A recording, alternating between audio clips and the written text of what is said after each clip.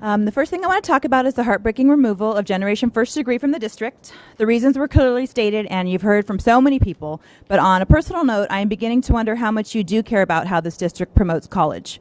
For the past 3 years, Durfee has been a no-excuses university campus.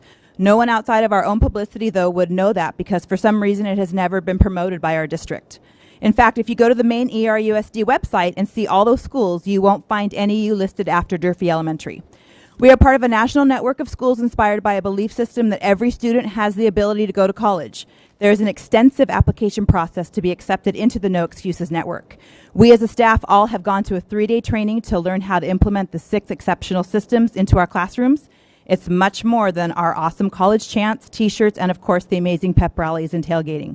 What a great start we give them, and then they finish with Generation First Degree, giving them those tools to go to one of those colleges.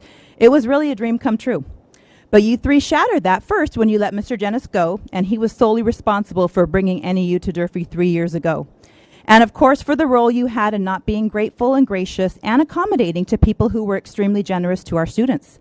Jackie and Gil Cisneros know exactly what is going on in our district at the moment. The new principal at the high school is someone who you appointed. You don't think they know that as well? Their reasons are stated clearly, but it doesn't mean forever. And for that, I remain hopeful that when you're gone, the students in the community will see Generation First Degree return. Transparency is never ending, and it's a never ending theme for you 3, I know. You talk about wanting more and how the community will see more of it from you. And even in Presidio's new contract, it does state how they will implement a comprehensive program to reestablish the public's trust in the district's governance and mark a new culture of transparency, and I really like that. So, in the spirit of transparency, I think you should have the panels that were chosen for the selection of principals to stand and speak in front of the next board meeting.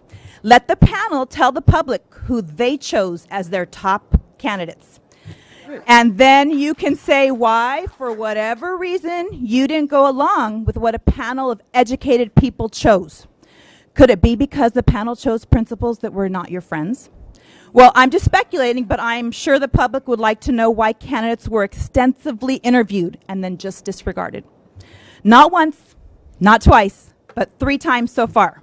I think your public deserves to know, and you don't need us, or you don't need to use the confidentiality reasoning on this one.